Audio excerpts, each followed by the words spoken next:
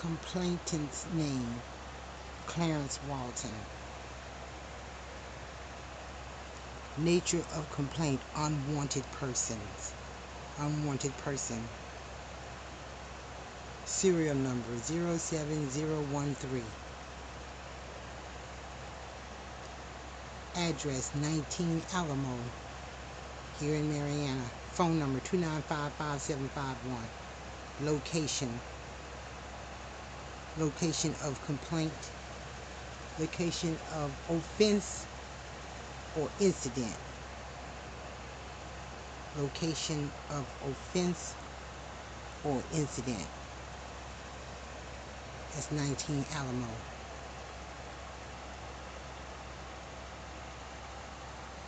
Authorized by, no, reported by, there's no name, address, no name, phone number, no name. Received by, that name there, I can't really make it out. The time, 12:14 a.m. 12:14 a.m. on 12/14/2012. This was when they lied on me, Patrick, and all of them, who, you know, when we were growing up, they admitted it, to being jealous. Perlita admitted it. Perline, I don't know why they've had this attitude. They've all said they had different fathers from me. They would say these things to hurt me and to make themselves feel better than me. Those counselors at St. Vincent, even though they lied on me to get me in St. Vincent's, those counselors tell me that I'm telling them right. When they say things to me, I'll let them know. Before my daddy died, you was claiming another man as your father. The people around you told you who your fathers were, and you accepted it. They didn't care about how he felt about it, but they, you know, claimed their own fathers. They said it to me, who their fathers were. They would let me know who they were. And now that B. Daddy is dead, even before he died, Patrick, they had sold me some property when I was in D.C. And I was going to put a little house over there on that land so that when I came home, I had a place to stay. He raised hell. This boy, who is not even my father's child. His family, Johnny Brown's kids, have claimed him. They've claimed him. And they've claimed him. And, let me ignore this.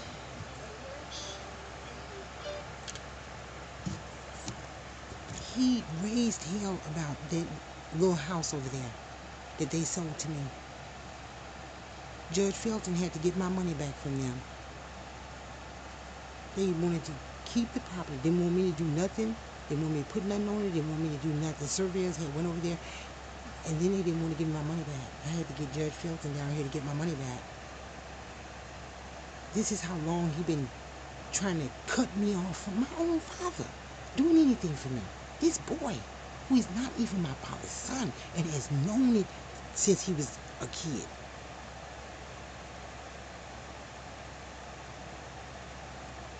Because he told me that his sister Shirley Brown told him that he was her brother. Now, my mother, she helps them. And I say them because they know that they're not my father's kids. And like St. Vincent say, when it comes to what is given to me because of a birthright, when I say no,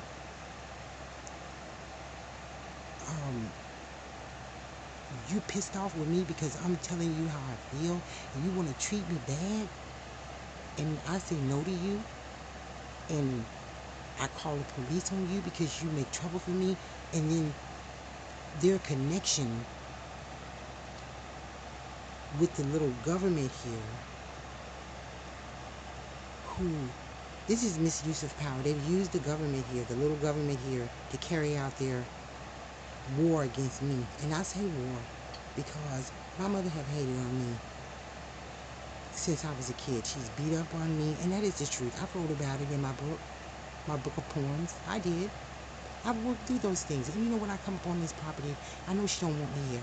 Even when I would come home to visit, she would always say to me, and train those kids to say to me, when you leaving? And with this work, I believe this work I'm doing is a success. And they're jealous of it. This is what Clarence and Patrick did. My mother laying in a hospital. They lied on me to force me into a hospital. They done this twice. And when I talk to those counselors at St. Vincent, they tell me Mariana need to find something better to do with their money and told me to get an attorney. And you know, they asked me, who am I talking to? I'm talking to the victim's crime specialist, Donna Mixner. You know, I'm here right now because I need to update my files. I need to continue to study this. This is something that tried to kill me, Donna. I was near death, and other people are dead. And I'm not saying that the vitamin C, the cranberry juice would have saved their lives. But people that have come into this house after my mother got out of the hospital, Betty Gates. I told Betty about cranberry juice and vitamin C when her mother was sick. But Betty has always had a kind of, she'll sit and talk to people like Curlin, my sister Curlin, and Curlin say things like, she said these things since we were growing up, and she would say things like, if I would give someone advice, she would say, you gonna listen to Joyce? You gonna listen to her? She don't want, that's jealousy. I don't have that kind of jealousy towards them. And I could just hear her saying this to Betty, hearing Patrick saying this to Betty. Because Betty said something to me. I know she was sitting up talking to them. When my mother was in the hospital, I called Donna Mixner. And I told Donna, I said, I've told those doctors over there and those therapists, don't do nothing to V.S. Walton that they don't need to do. Because they know about this virus. They know about what's in people, and they've been going in there trying to cut it out, and they know they can't cut it out. And I've told them about the alternative treatment, what they can give to her. And Viesta was full of fluid when they sent her out of that hospital. Her knees was bigger than her head. And I was telling them how to elevate her legs. These doctors, when I spoke to her doctor on the phone, the doctor told her to stop drinking the prune juice. The cranberry juice was working for her, and that she should stop drinking the prune juice. Do you know when she got back to this house, she started drinking the prune juice again, just because what the doctor said in the 100% no sugar added cranberry juice was better for her than the prune juice. She would send Patrick to the store to get juice. He'd come back with the cocktail, the cranberry cocktail, because he didn't want to get the 100% no sugar added because it was suggested by me. But you know, the FBI, you guys have moved to put 100% no sugar added ocean spray on the WIC program. And that's for a reason, because it saves lives. And that vitamin C mix, it is something that has to be done. I know, because I live with this virus every day. And I know if I don't do that vitamin C mix, that virus will grow inside of me, just like it did before. And I feel it, just like I did before. And I know what my mother has gone through and what she's going through. And other people with the virus. Betty is dead. Betty Gates is dead. Betty was in this house when they put me in a hospital, lied on me in court. Betty come up in this house helping clowns. She told me, she come and picked me up and took me to the store. Left me at Food Giant. Said Kiki had one of the kids sick. She called me on the phone and said one of the kids got sick. She had to go get Kiki. I'm standing on Food Giant parking lot. And then she tells me Clarence coming to pick me up. He drives straight past me and didn't stop to pick me up. I got this elderly lady to bring me home. That elderly lady told me her story. She's in the Source of Information Center there. She told me about her brother going over to St. Vincent and him dying over there. Went over there because he had a broke foot. His bowels stopped moving and he died there. This is what this lady told me. And she's there. You see her picture, her video there. The counselor at St. Vincent talked to Clarence before I was released from the hospital coming to this address. I get here, he won't let me in the house. I had to crawl through that window right there to get in here to the dogs. They was barking and going on. I crawled through that window. He called the police. Zamora comes out in another car. Clarence calls Patrick on the phone.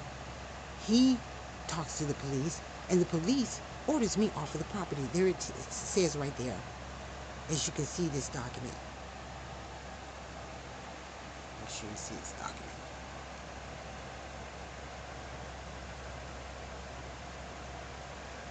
And I'm going to read what it says here, as I was reading before that information. And now we're down here. We did the time and the date, and Officer 53 and Officer 47 by phone. They was called by phone, and what it says is Miss Walton was advised by Officer Zamora that she had to leave the property. Miss Walton gathered her things, her belongings, and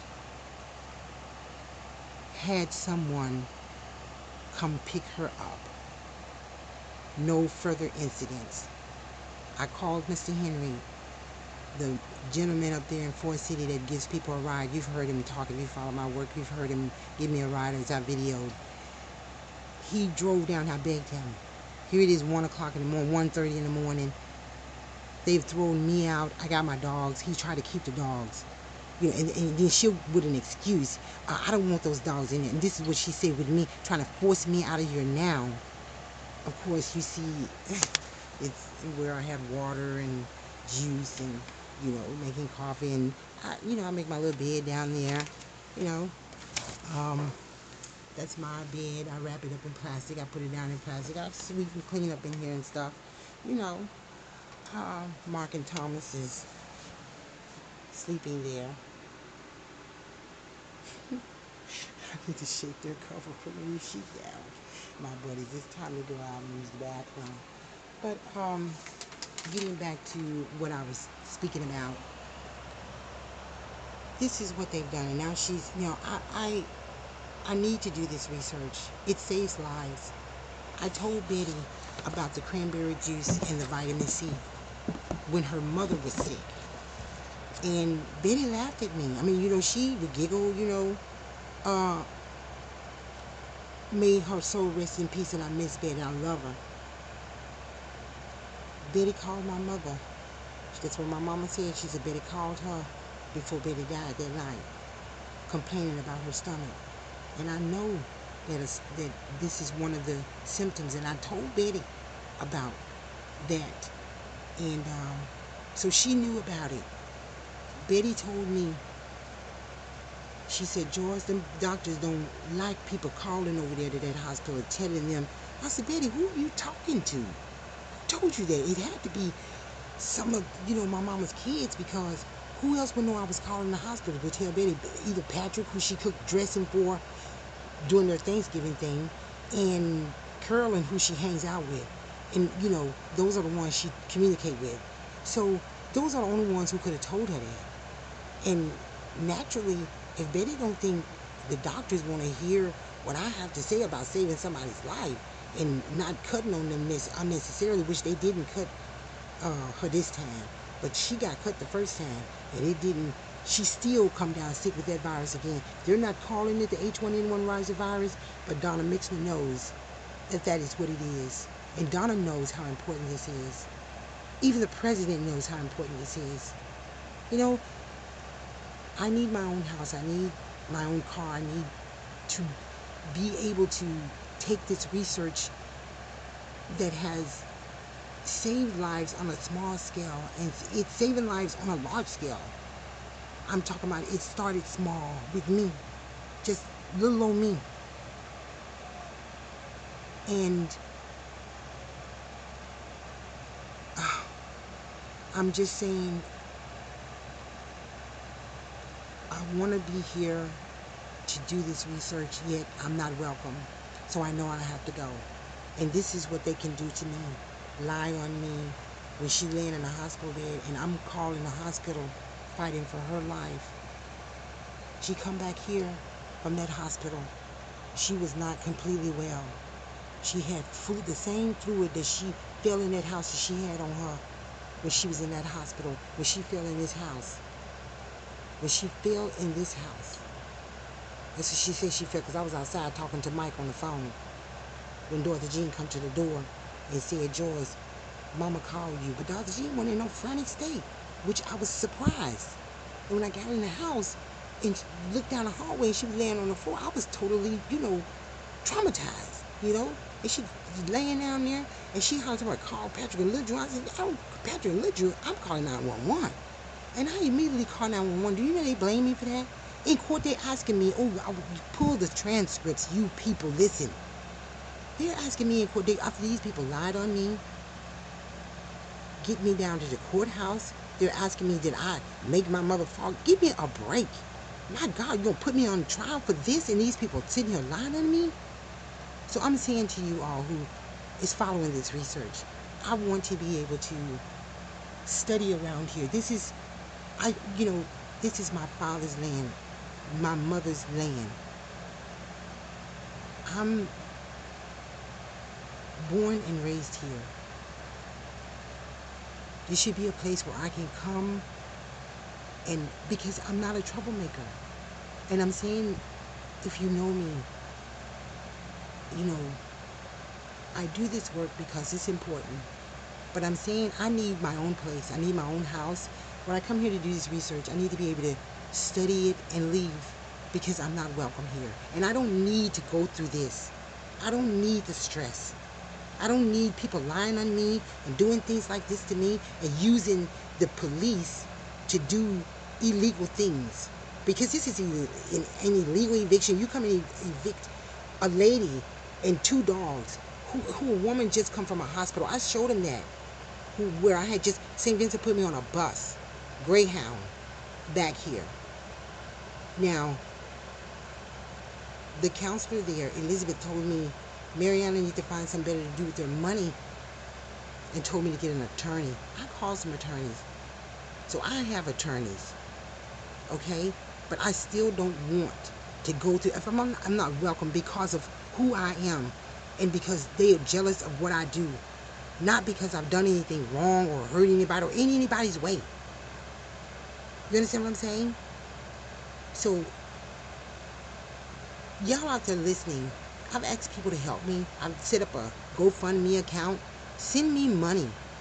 Donna, I've asked, for publishers. The FBI, you guys, I know this work is important. And these pictures are important. There needs to be a book. You keep hollering no DVDs. That's what you told me. So I'm saying, I don't appreciate this. This is what they do to me. And can you imagine my mother dying, my daddy dead? She don't want me in his house. She don't want me in his house.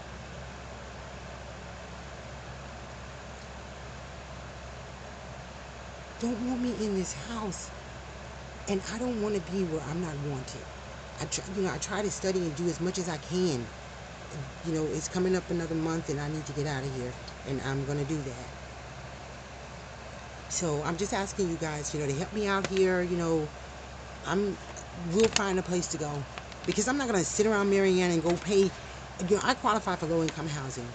I put in for a voucher because I want to be able to study here and update my files here. There are spots here where I've collected great information on the life form riser.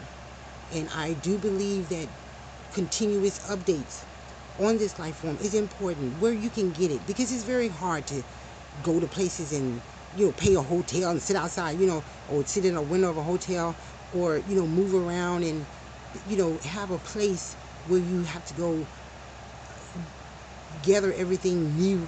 But these are spots that I know I've studied for many years, and they're familiar with me, I'm familiar with them, and that's important. That is not an illusion. That is not, crazy. That is research. And I'm just saying, I need money. I'm going to be, trying to go online and maybe, I don't know, apply for some grants. That stuff takes time. I need real money because I don't have anyone that says to me, Eleanor, what you're doing is important. Like Barry Gordy was saying, uh, on BET the other night, they was talking about how he made a recording studio out of a garage. You know, no one celebrates what I've done. No one says, "Hey, Eleanor, make a recording studio out of that laundry room." They say, "I need my laundry room. You need to get out of it." I'm not welcome in this house. And this is Walton's land. I'm a Walton. This is my father's place. That's my mother in there. When she's sick, she need me. But when she ain't, she don't need me. And she don't even want me around when she's sick. Want me to find somewhere to go and come back and help her. And that's about it. But that's okay. That's good, and that's all good. You know. Um, but that's their loss. That's their loss. And I'm gonna go up to maybe Memphis, and I don't know. I don't know what we're gonna do. But I know we're not welcome here. And I'm just